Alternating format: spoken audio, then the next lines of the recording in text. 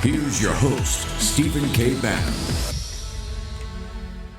Okay, we're going to get back to Joe in a second. They talked about, they ended that with the superhuman intelligence, which they think is on the horizons for the AI. So I said, as soon as the capital markets catch up with it, and it's now $7 trillion they're raising, and you can see this thing start to increase at an increasing rate. So Joe Allen's still with us. He's going to come back in a second.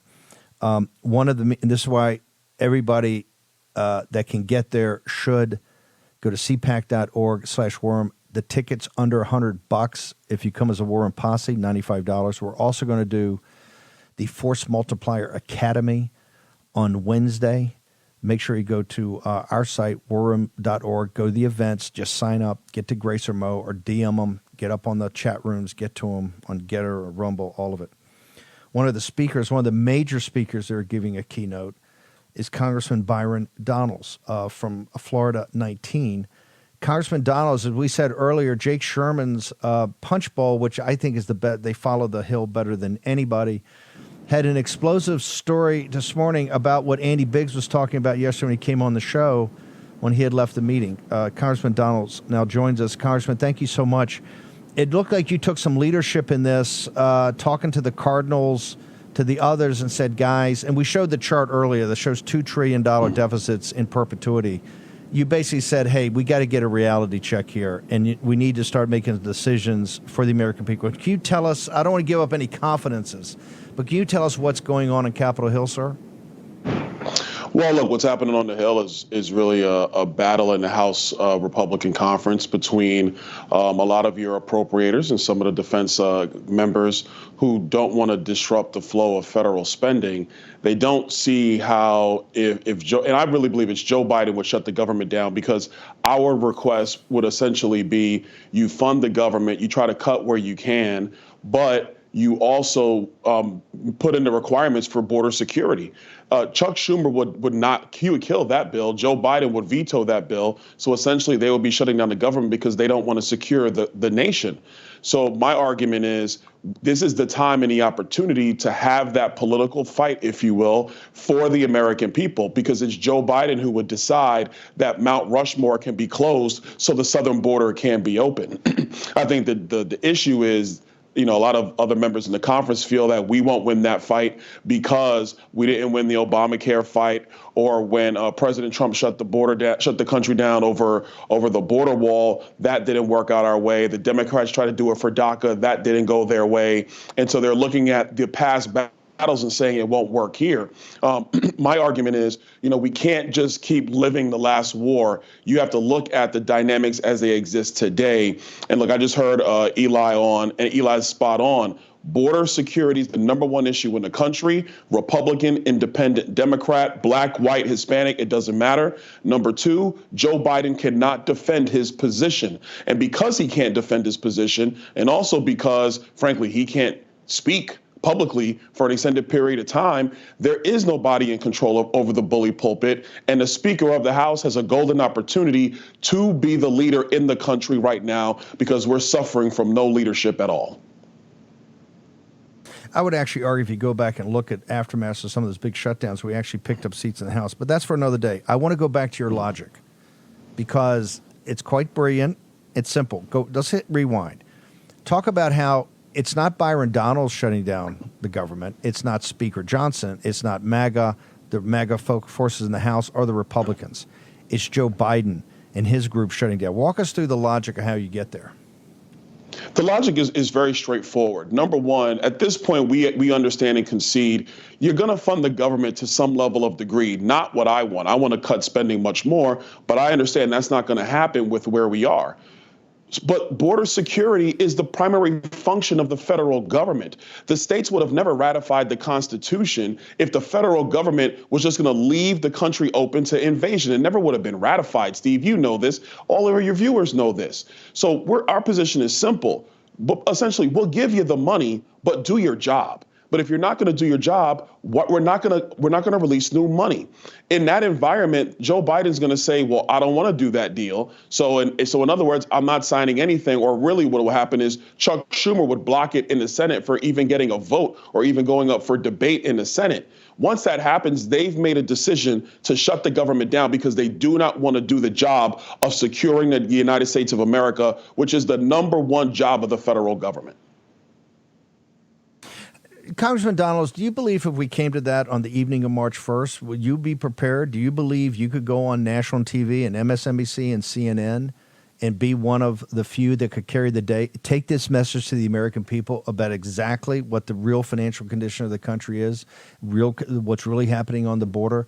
Do you believe right now that you could sell that point to the American people?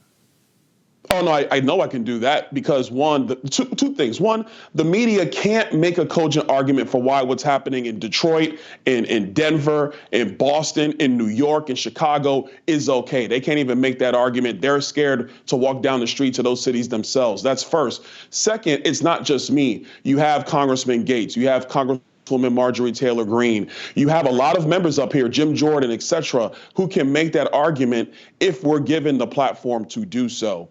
And I think the third piece, and this is what's so important about this, if you're in the middle of a government shutdown, the president of the United States has to answer to the American people as to why. We all know Joe Biden cannot go out there and make an argument. Karine Jean-Pierre cannot make an argument. So it'll be us leading the day in terms of, look, it's very, very simple, America. Secure the border and we will fund the government. I don't know why this is hard stuff. For most people, it's not hard for them at all. Don Bacon and others right now we're hearing are putting forward, they actually put it out, a proposal to fund the whole Ukraine situation, but to put a fig leaf on a couple of things to make people, the optics of they're doing something on the border. Do you believe there's any support of that in the House?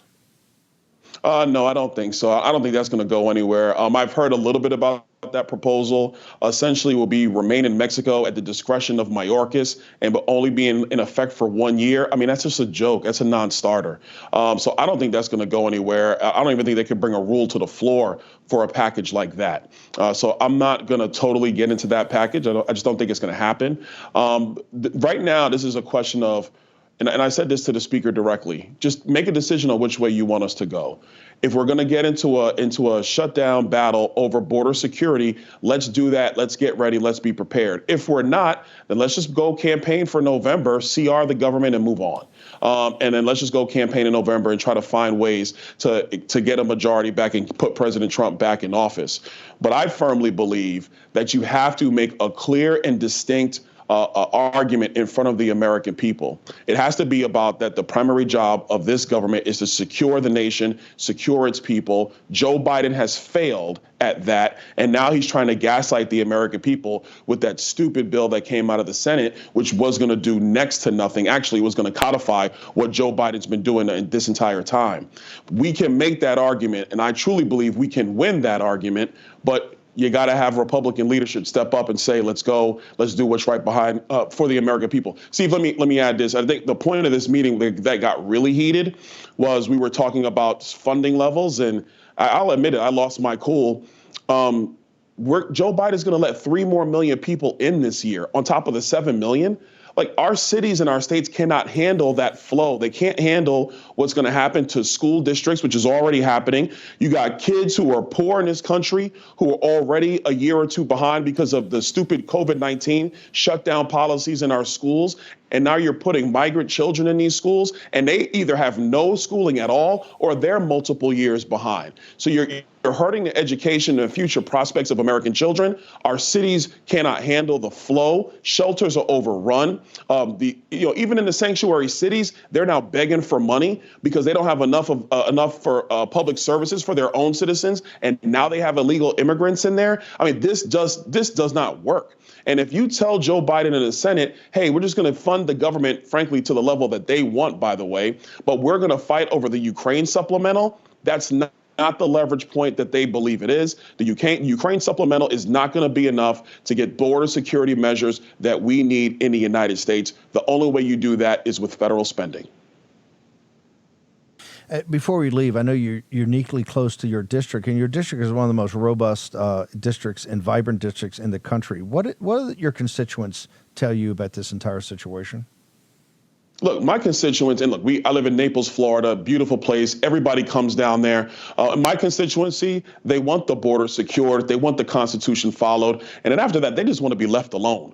But when they see this mess on Capitol Hill, they're incredibly frustrated. And so as I've been talking about this at home and talking about this up here on the Hill, people back home are saying, yeah, that's the right move. Because at the end of the day, I'm a business guy before I got into politics. If you don't do your job, you don't get paid. If there's a business that I was going to do contract with, get services from, and they don't give me the services, they don't get money. And up here on Capitol Hill, if the federal government's not going to do its job, why should you pay them? It's that simple. It's simple logic. And I think that's where my district is. I don't even think I know that's where my district is. And I believe that's where the American people are. Congressman, you talk about leadership on the Hill. I think this audience looks at you as one of the principal leaders. We look forward to seeing you at CPAC. We look forward to seeing the speech, sir. Thank you very much. All right. See ya. I like the cut of the jib of folks on our side of the football. We told you, think about that March 1st date. This is going to be a big one. Yesterday, and I think Jake Sherman actually downplayed it a little bit. It got pretty heated yesterday in the conference because now we're getting down to it. This is about the Republicans that are in charge. They put us in charge. The MAGA's in charge. It's time now to start talking reality.